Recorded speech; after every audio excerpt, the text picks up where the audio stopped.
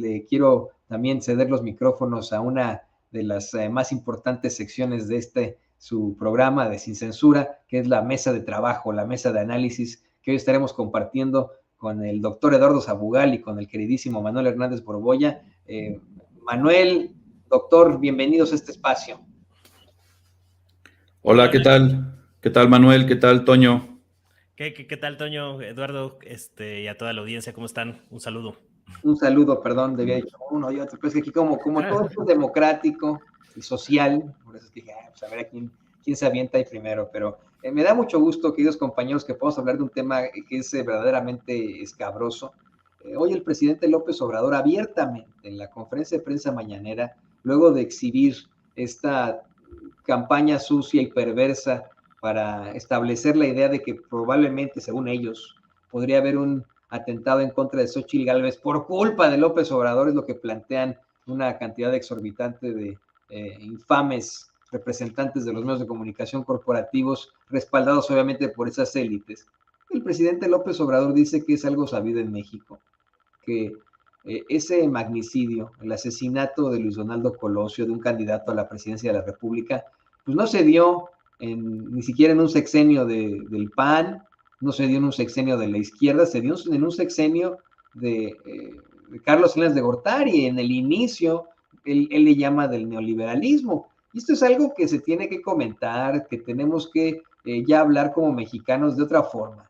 Durante ya décadas nos han venido planteando la idea con sus pues historias sumamente fumadas y sus fiscalías creadas desde sus fundillos, que la respuesta y la explicación al asesinato del candidato Luis Donaldo Colosio se basa en la locura de una persona, en el asesino solitario, en el lobo solitario que era Mario Aburto, cuando hay tantos indicios de circunstancias distintas, cuando incluso, y no vamos a entrarle al tema ya porque ya es muy conocido, es antiguo, es histórico, incluso las lesiones que enfrenta Luis Donaldo Colosio tienen un diferente calibre en su cuerpo. Hoy tendríamos ya que hablar directamente de eso, ¿no? Del magnicidio en el que podría haber personajes involucrados. Y hoy esos personajes que quieren que regrese el neoliberalismo, que efectivamente han sido vinculados a Carlos Salinas de Gortari como Raimundo Rivapalacio, son los que establecen la idea de que podría haber un atentado. Comenzamos contigo, Manuel. Tú, así honestamente, en tu apreciación, ¿consideras que Xóchitl Gálvez está en peligro y que está en peligro no tanto por, el presidente López Obrador, sino por los mismos personajes que están tratando de inflarla hacia la candidatura de la derecha a la presidencia de México? Sí, es peligrosísimo este escenario que se está tratando de construir por parte de comunicadores chayoteros, corruptos, de una vileza tremenda, ¿no? O sea, sí, están tocando temas sumamente delicados y ellos lo manejan como que si estuvieran previniendo a Xóchitl Gálvez, cuando en realidad parece que le están poniendo un tiro al blanco en la espalda y sugiriendo a algunos grupos afines a la oligarquía neoliberal que pudieran llegar a cometer un atentado contra la candidata, debido pues como parte de la desesperación que sienten los derrotados oligarcas del régimen neoliberal, de que nomás no levantan las encuestas. Acaban de salir dos, la de Encol y la de Demotecnia, en la que cualquier candidato de Morena, ya sea Claudia Sheinbaum o Marcelo Ebrard, dos de las posibles corcholatas, que puedan ser candidatos presidenciales de Morena, le sacarían casi 30 puntos de ventaja a Xóchitl Gálvez a un año de las elecciones. Entonces, a mí me parece que ya están existiendo algunos cálculos entre algunos de estos grupos cercanos al salinismo, en el que ven que posiblemente sea más rentable construir un mártir o una mártir de derecha a través de un atentado, como lo que ocurrió con Colosio, y pareciera que más que prevenir están sugiriéndole a algunos grupos con esa capacidad de intentar una atrocidad como esta. Es decir, los alcances de esta gente son verdaderamente terribles, ¿no? Y a lo que se han dedicado toda la vida, pues es a difundir rumores. O sea, yo hace rato estaba platicando de cómo a mí me tocó trabajar con personajes como Riva Palacio en el diario 24 Horas y son expertos en difundir rumores. Yo recuerdo, por ejemplo, a mí una vez que me encargaron cubrir lo del 132, cuando surgió en la Ibero en el calor de las campañas de 2012, de repente me hacían algunos encargos de que investigara un supuesto vínculo entre el EPR, la guerrilla en Guerrero, con los morros de la Ibero en el 132, ¿no? Y yo decía, oye, pero pues esto no tiene ningún sentido, ¿no? O sea, no hay por ningún lado una cosa de estas. Preguntando y ya con el paso del tiempo, en ese momento yo no lo entendía, pero después me di cuenta que era realmente una estrategia de Riva Palacio para posicionar a su amigo García Luna, Genaro García Luna, en algún otro puesto, siendo que él se vendía como el superpolicía, el experto en erradicar estos grupos, y le andaban buscando acomodo cuando se acabara el sexenio de Felipe Calderón. Por supuesto que ya sabemos en qué acabó esa historia o en qué está apuntando. Todavía falta la sentencia que acaban de aplazar para marzo de 2024, pero pues un delincuente confeso, ¿no?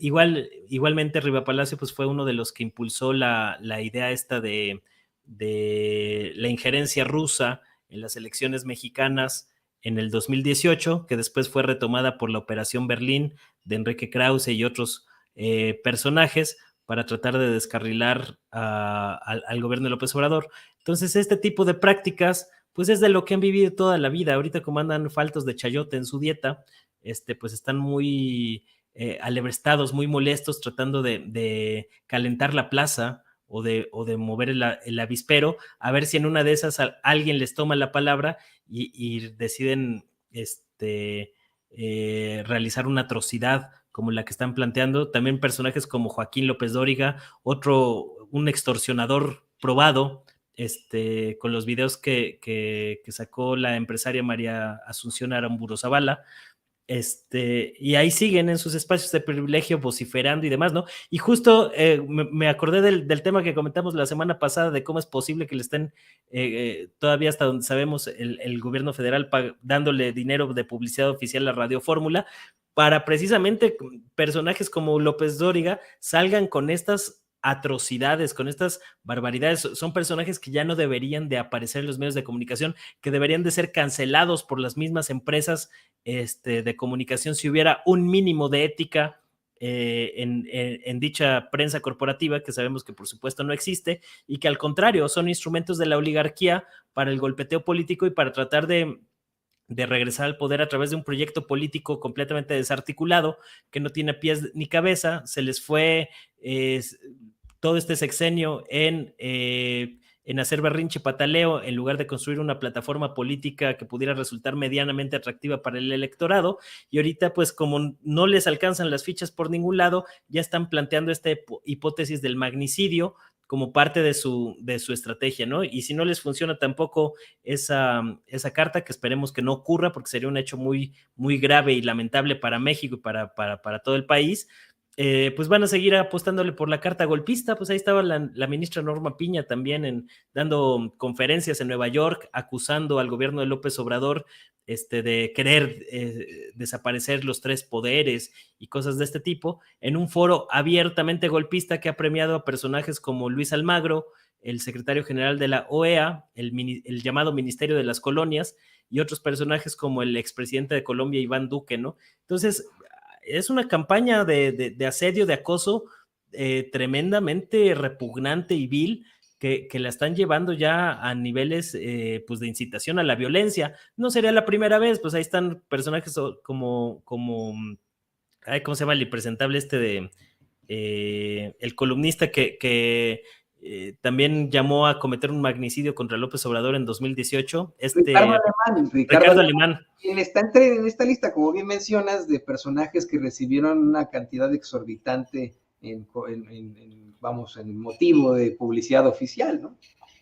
Sí, a final de cuentas, pues puro chayotero que se ha engordado los bolsillos con contratos de publicidad oficial durante los gobiernos neoliberales y que ahora pues están llamando a este tipo de atrocidades, ¿no? Porque fue de manera muy coordinada, o sea, en poco más de una semana, al menos yo he contado 5 o 6 casos de columnistas por aquí, por allá, que están planteando esta posibilidad. Es decir, el nado sincronizado es tan evidente que digo, por lo menos deberían ser un poco más, ya que andan en esas, con esas mañas, deberían ser un poco más discretos para que no sea tan evidente y no nos demos cuenta de manera tan fácil que las atrocidades que andan impulsando de manera coordinada. Tú escuchas, por ejemplo, el video de Joaquín López Dóriga y prácticamente son las mismas palabras que usa Marco Cortés, el presidente del PAN, ahí en la mesa de la ultraderecha con Carlos Alarraqui, Beatriz Pajés,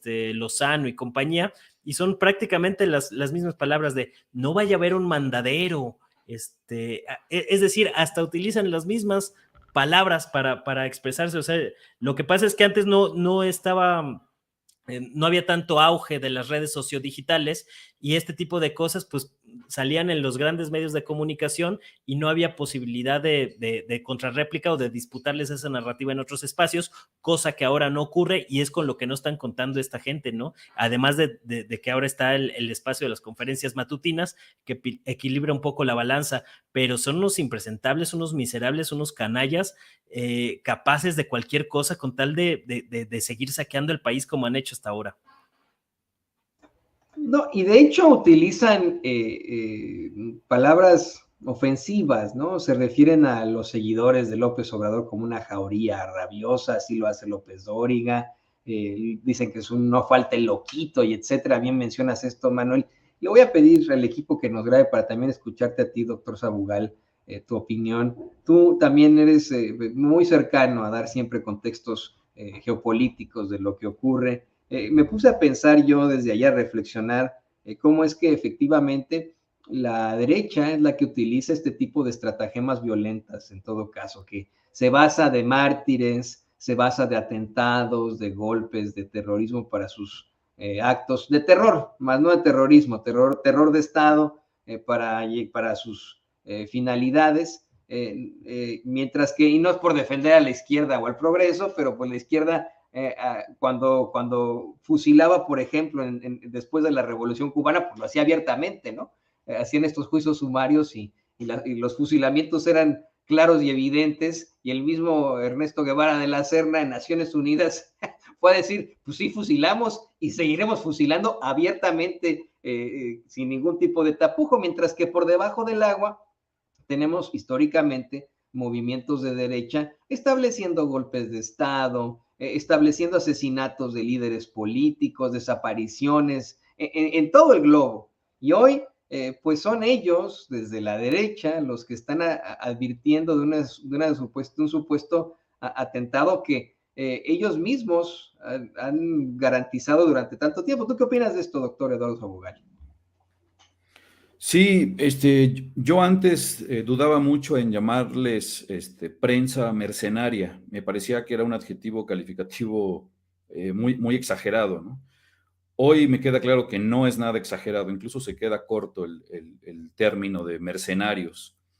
Coincido con Manuel que son capaces de todo y no solo ellos, sino los que están detrás, los que les pagan, ¿no? De hecho, me pareció un acierto que López Obrador en la mañanera colocara ahí una imagen, una gráfica con los montos que recibía cada uno de ellos en sexenios anteriores.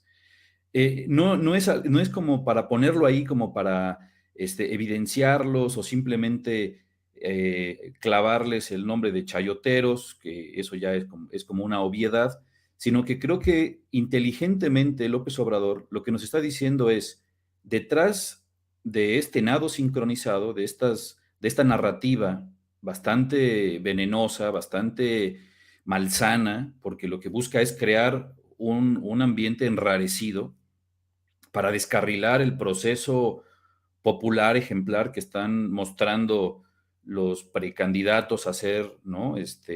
Los representantes de la Cuarta Transformación hacia el de 2024, que están haciendo asambleas con el pueblo, que están recorriendo el país de forma pacífica. están descarrilando esa atmósfera de tranquilidad, de paz democrática, sembrando por lo pronto un ambiente enrarecido, ¿no? Es lo que ellos quieren. Afortunadamente yo creo que todavía no lo han logrado. Pero, digamos, lo que está detrás es el dinero de estos personajes. No son ellos, no se mandan solos, pues, ¿no? Por algo son los nadadores del nado sincronizado, pero debe haber un coreógrafo. Y ese coreógrafo apunta, como bien decía también hace un momento Manuel, pues al salinismo, ¿no? O yo pienso directamente en Claudio X. Como dice una canción de Silvio Rodríguez, el oro sobre la conciencia, ¿no? Entonces, lo que planteó Andrés Manuel en la mañana es, ¿qué va a poder más? El oro que proviene de estos personajes que dejaron de recibir chayote y que se mueven por el odio, o la conciencia del pueblo capaz de desactivar esas fake news, esas narrativas. Ahora, a mí la verdad sí me preocupa bastante, porque creo que sí son capaces de hacerlo. Es decir, lo están sugiriendo casi, casi, ¿no? O sea, pareciera que ellos desearan eso. Y yo lo que creo es que hubo como 3 momentos claves en la oposición. Cuando fue ya aplastante la victoria en el 2018, esa insurgencia popular o esa insurgencia electoral del 2018, creo que su primera apuesta fue al desgaste. Pensaron que cuando López Obrador llegara al poder, se iba a desgastar poco a poco por sí solo, que la gente se iba a decepcionar, que iba a tener índices de aprobación cada vez menores, que iba a haber inflación, que se iba a poder comprar o corromper a las autoridades.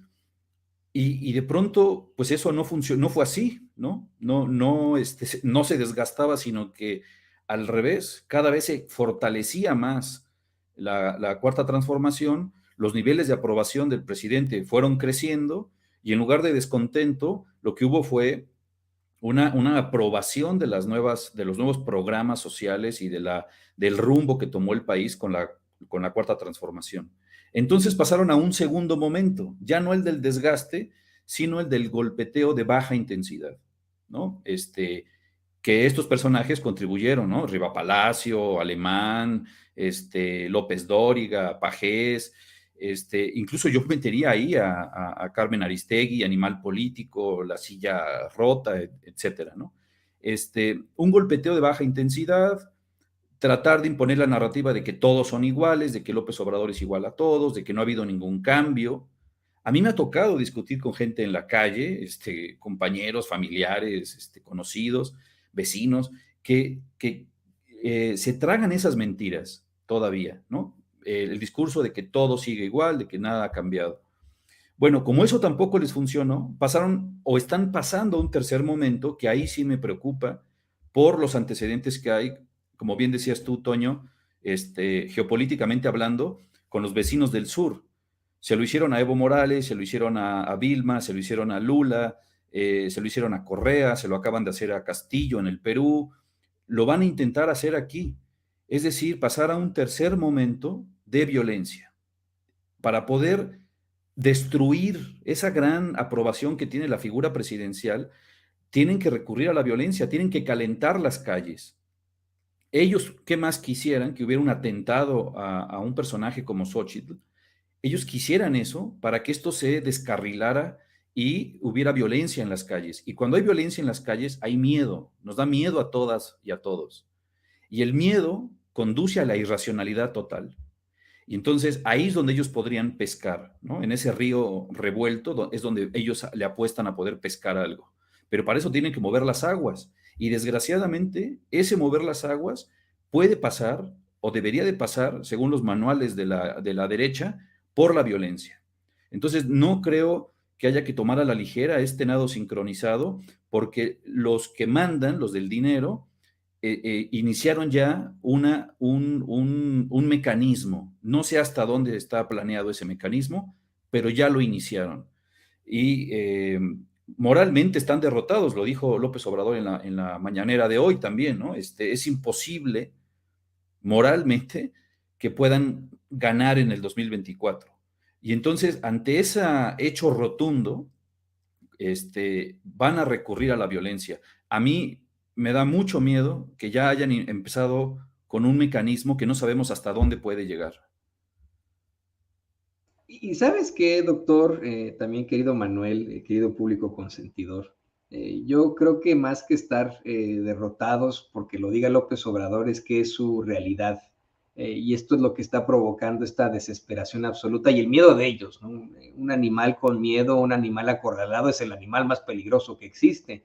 Le voy a pedir al equipo que nos grabe para a la siguiente parte para poder entrarle un poco más a este planteamiento que hace el doctor Eduardo Sabugal contigo, Manuel. Efectivamente, hoy en la mañana el presidente López Obrador, después de mostrar un par de encuestas de Encol, de esta otra empresa demoscópica que se llama Covarrubias y Asociados, encuestas en las que se exhibe una diferencia abismal entre Morena y sus adversarios. Mira, le va a poner don David en pantalla a usted que nos ve, que nos escucha, la de Covarrubias y Asociados. Estamos hablando de un 49% que preferiría Morena frente a un 19% del PRI-PAN-RD y un 7% de Movimiento Ciudadano, mientras que un 25% no lo sabe, ¿no? Aún así, juntándolos todos, no enfrentarían ningún tipo de problemática para Morena, o esta de Encol, la misma que se plantea en el periódico español El País, que incluso le da una preferencia efectiva, no bruta, sino efectiva, del 60% a Morena, frente a pues cifras terribles para el PAN, PRI, Movimiento Ciudadano, incluso para el PT, para el Partido Verde Ecologista. La diferencia es abrumadora. Y hoy López Obrador, como bien menciona el doctor Sabugal, hablaba de esta imposibilidad de detener al movimiento transformador de México. Pero menciona algo que a mí también me pareció aterrador, ¿no? Dice el presidente López Obrador una situación que es real, que no la pueden negar. Están sumamente desesperados porque no han podido detener ese proceso de transformación y cada vez más se les aleja la posibilidad de regresar por sus privilegios, por sus fueros y etcétera. Y esto podría provocar que, como menciona el doctor Sabugal, opten por otro tipo de estratagemas. Me recordó muchísimo algo que ha planteado precisamente el mandatario una y otra vez, que en 2006, mientras estaban lucubrando este fraude para implantar a Calderón en el poder, el mismo padre de Claudio X González sugirió la idea de repetir un Chile en 1973, de repetir un golpe de Estado a un presidente de izquierda, basándose de la violencia, del apoyo de otros países, para llegar hasta sus últimas consecuencias. Yo dije, bueno, no me acordaba yo de esto, eso lo reflexioné hace algún tiempo. A Salvador Allende le hicieron el golpe al principio de su gobierno. No, si no me equivoco, y que me corrijan esto el doctor Sabugal, pero me parece que fue en el 4º año de su gobierno cuando le hacen el golpe de Estado a Salvador Allende, si no me equivoco. Queda un año y lo que buscarían estos personajes al optar por algún otro tipo de estratagema ya sería acabar con el legado del presidente López Obrador.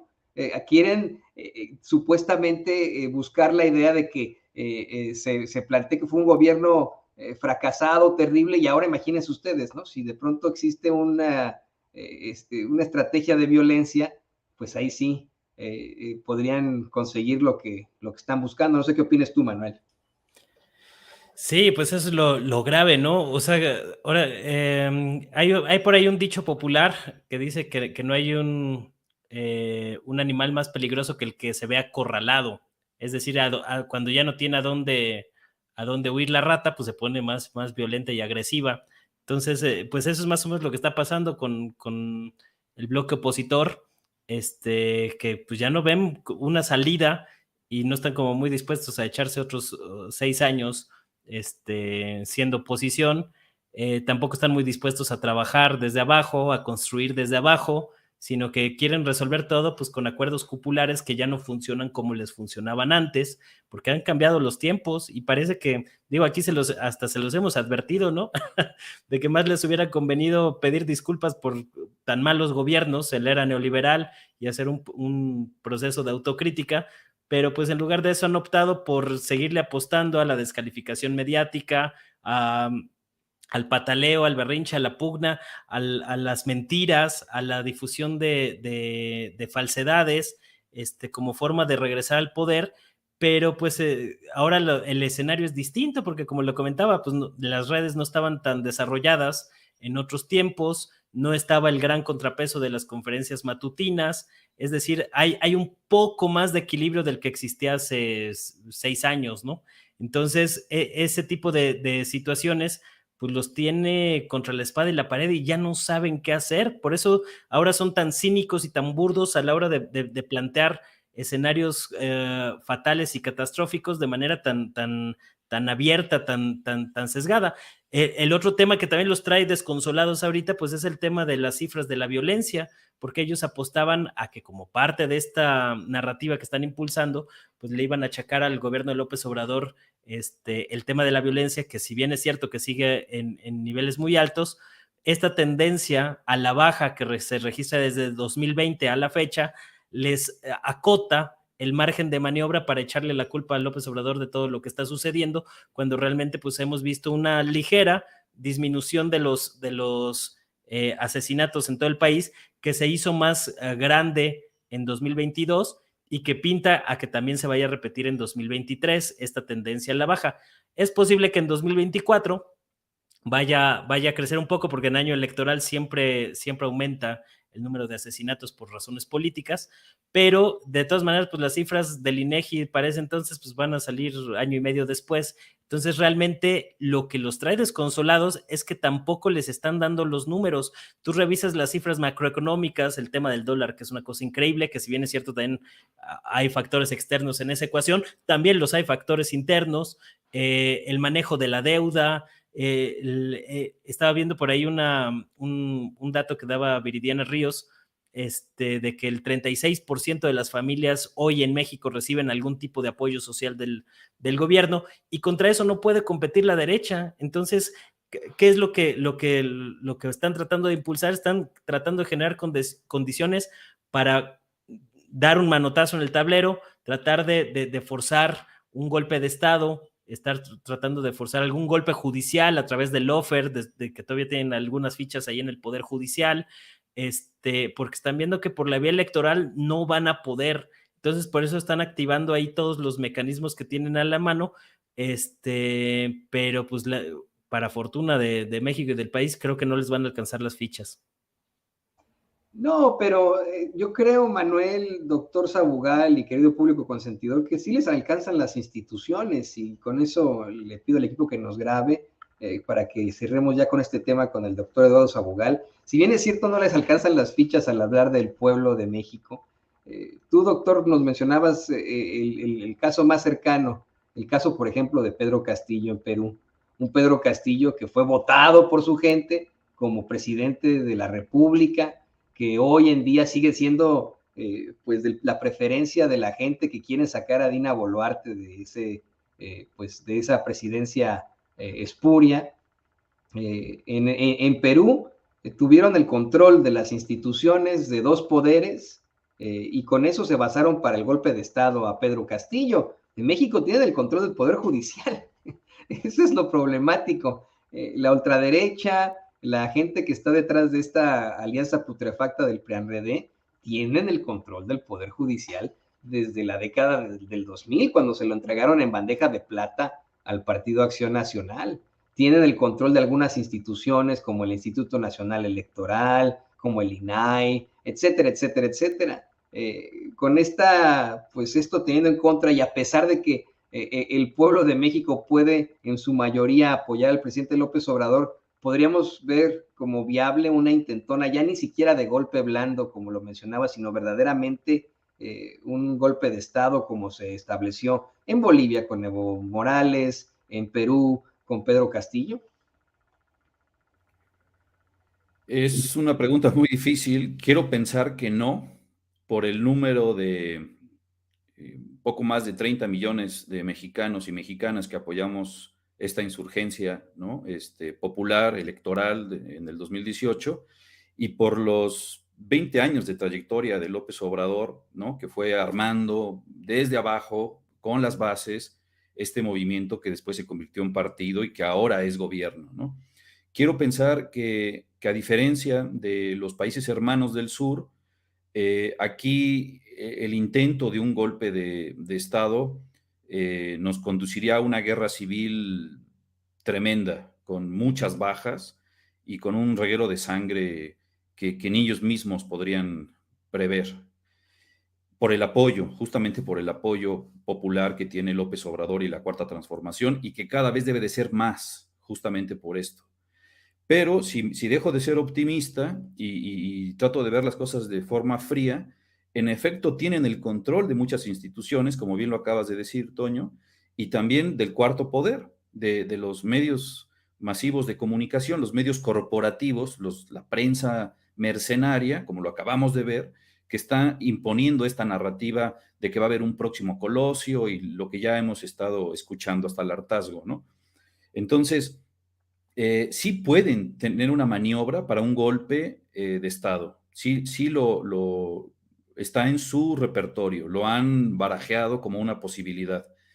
Mi tranquilidad es que las Fuerzas Armadas de este país, la Sedena y la Marina, están con la Cuarta Transformación, ¿no? De ahí que también me parecía un poco ridícula esta crítica de alguna izquierda muy como progre, buena ondita, que les aterraba que López Obrador estaba militarizando al país y tonterías de este tipo, porque en realidad lo que estaba haciendo López Obrador era algo muy inteligente. Este país no se puede gobernar si no cuentas con la Marina y con el Ejército. Entonces, los volvió aliados y está construyendo este país, esta transformación, de la mano de ambos secretarías, ¿no? La de Marina y la de la Defensa. Entonces, creo que eso es un signo optimista para dejar a un lado la posible idea de un golpe de Estado militar. Sin embargo, no sabemos qué piensan todos los generales de este país. No estamos metidos ahí en la cabeza de cada uno de los almirantes o de los generales, ¿no? Entonces, yo creo que lo que deberíamos de hacer es justamente vernos en los espejos de los países del sur. A Pedro Castillo en el Perú le pudieron hacer lo que le pudieron hacer justamente porque no tenía la mayoría en el Congreso. Entonces, que esto nos sirva de lección para que en el 2024 no solo se garantice el relevo de la Cuarta Transformación, digamos, en el Ejecutivo, sino que se necesitaría una votación aplastante, que es el famoso Plan C, en las cámaras, ¿no? Cubrir al menos las cámaras de diputados y de senadores para poder blindar la Cuarta Transformación. Hace poco escuchaba a Pablo Gómez, ¿no? Al frente de la UIF, y decía, este sexenio no es la culminación del movimiento, es el inicio de la Cuarta Transformación. Nos quedan muchos sexenios por delante para que la transformación realmente se lleve a cabo. Entonces, creo que nuestra función, digamos, como comunicadores de medios alternativos, digitales, o los esfuerzos que cada uno hace por su cuenta, debería encaminarse a desactivar esta narrativa de odio, de paranoia que quieren construir, y más bien hacer hincapié en esta frase que citó López Obrador en la mañanera de hoy, de Benito Juárez, diciendo que el triunfo de la reacción es moralmente imposible, o sea, están derrotados moralmente y por lo tanto su triunfo es moralmente imposible, ¿no? Entonces, creo que la única forma de contrarrestar esto es contrainformando, que es justamente lo que hace, por ejemplo, Sin Censura, ¿no? Aquí vamos a estar haciendo eso, doctor Sabugal, yo les quiero agradecer, compañeros, que se hayan sumado a esta conversación, a esta mesa de trabajo, esta mesa de análisis, con datos que a lo mejor pueden parecer escalofriantes, pero que simple y sencillamente deben despertarnos como sociedad para seguir fiscalizando a nuestras autoridades, fiscalizando los medios de comunicación y no dar nuestro brazo a torcer ante las intenciones de la ultraderecha mexicana. Mientras tanto, les pido, por favor, compañeros, que nos compartan sus redes sociales. Estábamos contigo, doctor Eduardo Sabugal, por favor, compártenos tus redes sociales para que la gente se ponga en contacto contigo. Gracias, Toño. Es en Twitter, estoy como @perifoniar, ahí pueden seguirnos, es mi cuenta del programa de radio que se transmite aquí en el Sistema Estatal de Telecomunicaciones del Estado de Puebla. Gracias, Toño, gracias, Manuel, y gracias a la audiencia. Ahí tiene usted al docente, al queridísimo doctor Eduardo Sabugal. Manuel, también por favor compártenos tus redes sociales para que la gente se ponga en contacto contigo. Muchas gracias, Toño. Eduardo, pues ahí estamos en Manuel H. Borbolla en Twitter de tiempo completo, ahí manejando los temas en tiempo real conforme nos vamos enterando. Y también está la página de Facebook donde es Manuel Hernández Borbolla. Ahí pueden seguir a ese y otros proyectos ahí que estamos realizando, que ya próximamente les platicaré también para compartirlo por acá. Muchas gracias y un saludo para todos. El gran colega periodista Manuel Hernández Borbolla, también aquí en Sin Censura, en esta conversación verdaderamente escalofriante. Yo simple y sencillamente cierro diciendo que tenemos que, en efecto, tener cuidado, porque si bien es cierto, los sistemas en Argentina y en Chile no son presidencialistas y nunca lo han sido, dos personajes muy oscuros, muy mustios, que siempre dijeron estar ni a favor o en contra de la derecha o la izquierda, terminaron dando golpes de estado terribles. Videla, un mustio, una mosca muerta, terminó siendo el causante de una tragedia asquerosa en Argentina, y ni se diga con el criminal de guerra y genocida Augusto Pinochet. Pero aquí estamos, queridos compañeros, y me da mucho gusto platicarlo con ustedes. Gracias por conectarse con nosotros. A los tienen ustedes, a los queridísimos Eduardo Sabugal y Manuel Hernández Borbolla, aquí